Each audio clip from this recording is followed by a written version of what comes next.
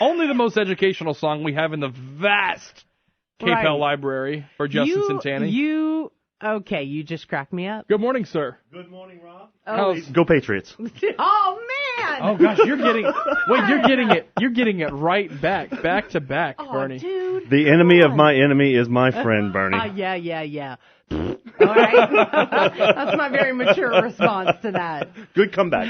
Hey, I haven't seen you. How was the trip to Atlanta? The trip to Atlanta was exciting. I got to spend about 25 hours in the car with my children. Oh. They make Benadryl for that. Right. Do you remember the storms that rolled through on January 2nd? Okay. Yeah, that was me driving back, trying to get back gosh. from Atlanta. So we had to actually stop in Biloxi and go into a restaurant and wait for the storms to pass. But it was a really enjoyable time. It's the kind of car trips that you remember when you're 30 and 60, right? Yes. Well, I know after the last couple we had, I've just said, Sarah, just look the other way when you press buy on the flights. Because the last two that we did with our kids, and one still flies free. One's still under the two. She's a little I'm baby. like, it's our last time. We could be three tickets. Three tickets. And then we look at it and we're like, no, we're driving. Are you kidding? We're driving.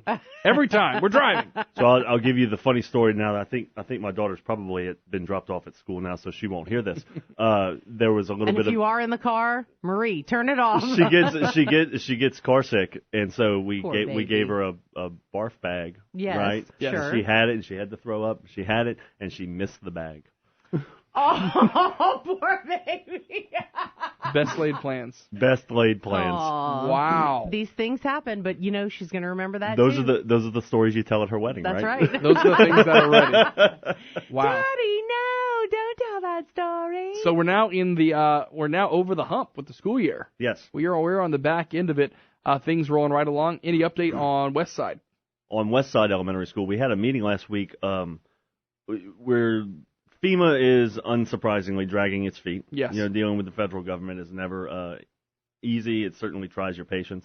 We're anticipating getting reimbursed 90% of our costs above what the insurance company is going to reimburse us. So it's going to take about $7 million to rebuild the school, and our insurance company has given us $2.8 million thus far. We expect to get maybe another $1 million out of there.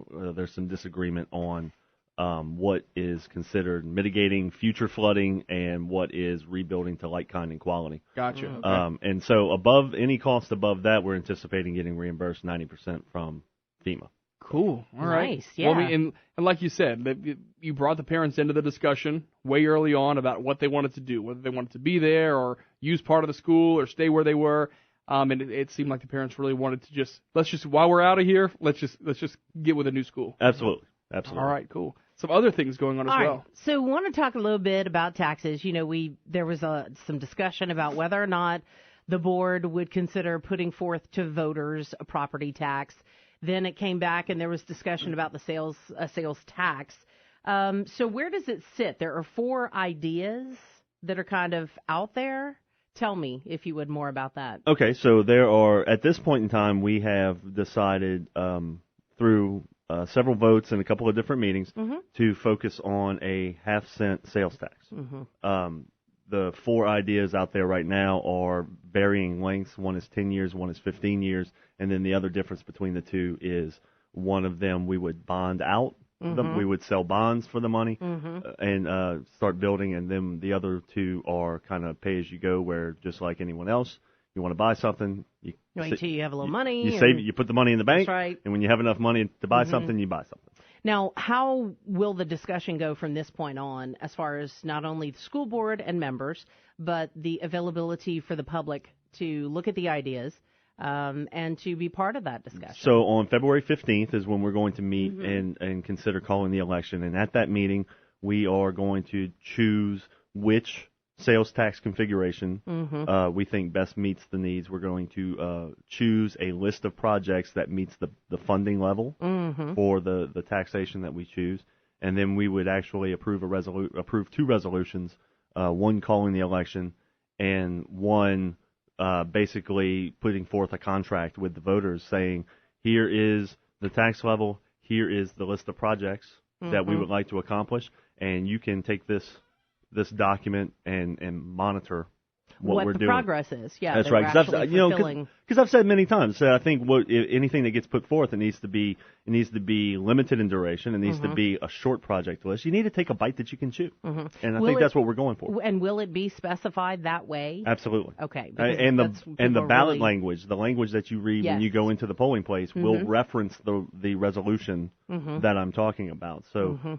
there will be no confusion, as we have seen sometimes in the past, over what the funding is dedicated to. So what would this be? What are some of the ideas of, like, maybe, what might be the top 10 in terms of maintenance or facilities, et cetera? So the list that we saw at our meeting last week, and I was really happy with this list, it is focused entirely on portable buildings. We are you can essentially take all of our schools and sort them in descending order by number of portable buildings, and that's your list, right? So at the top is Evangeline Elementary School, which has twice as many, or has more portable classrooms than it does permanent classrooms. Oh, my.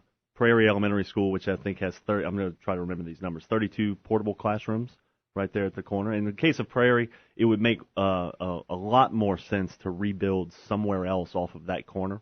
You have a coulee running in the middle of that property. Yeah. And so, and we're the organization that would actually prefer to be in a neighborhood as opposed to on the corner of Ambassador and Congress. Right. Lafayette High is on the list with its 30-something portable buildings. Karen Crowe Heights, I think, was on the list with 18 or 19. Plantation has 24. It was on the list. So really the bottom line number was for, I think this list was kind of done with a 10-year tax in mind. It was $194 million worth of construction, and it got rid of 60% of our portable buildings. Okay, so 60% and over 259, I think. And over a 10-year period? Over a 10-year period. Over a 10-year period. That's right. Okay, so that would be 60% of the portable buildings. Yes. What happens on the maintenance end, if you will, for schools? I mean, I know we already have that in our tax base, but 10% of the funding would be dedicated to maintenance. Okay. So not only maintaining the new buildings that we are building, but also, fixing electrical systems and HVAC and things like that in our schools that are so old. So the money, though, in the language in the call for the election, it will be tightly dedicated to nothing but buildings, facilities, things like that. That it has to be used in that area. That is correct. Okay. So how does the comment period work? Like on February 15th, if I'm to roll in there and say, oh, I'm Joe Q Public, and I, want to say yes or no or ask more questions about it. Like any meeting that we have, anything that is on the agenda, when the agenda item comes up and a motion is on the floor for the school board's consideration, the president will ask if there's any comment from members of the public, and you're welcome to. Anyone don't even have to live in Lafayette Parish. If you can find your way to the school board office, you're welcome. You're welcome to come into our meeting and stand at the microphone and make comments. Now, what about off agenda items? In other words, what if there's something that you think is a major issue in the school system and you think it needs to be heard in a public body, but it's not on the school board's agenda? What is your method of being able to get your voice heard? You like me, or you like the general? No, I'm talking about Mr. Joe Q. The way we've handled this in the past, and I've made this offer, it's a standing offer really, and several of my constituents have taken advantage of it. All you have to do is call me and ask to be placed on the agenda. Nice. That's it. That's nice. I think, that's easy. Do you know Ray Green? Sure. Ray Green has come to the school board and spoken on a topic of his choosing. Another lady who was concerned about the grading policy that we had. Yeah. I offered, and she took advantage of it. She came to the school board and spoke. And one of the benefits of that is, in the past, the public comment or the comment free-for-all on any given topic that you wish was at the very end of the meeting, and you would generally have to wait about five hours to get your chance to speak. Time. In this format, they speak 10 minutes into the meeting. They are the first thing on the agenda. As we're kind of wrapping up here, Justin Centanni joining us in studio this morning, Lafayette Parish School Board member. Curious from the standpoint of some of the different updates that we've had over time on different issues, the changing of the Performing Arts Academy from one school to another school. There have been a lot of questions about that. One in particular that we hear quite often is about there being no stage. I mean, there's a beautiful stage, and there's this auditorium at Lafayette High. Your thoughts on that? We are building what's called a black box auditorium Okay. at Como. It will not be a 900-seat venue, okay, so to speak. We have several of those in the parish. We have one, obviously, at Lafayette High. We have one at Lafayette Middle School. We have one at MP Moss. Mm-hmm. We have, I would say, auditoriums where if they need a bigger space to perform, we have those. We own those. They can use those for free. What we will be providing is, I want to say, 150 or 200-seat black box auditorium, which will be they can use for their daily. What we were focused on in this building was the daily instruction of the arts classes, right?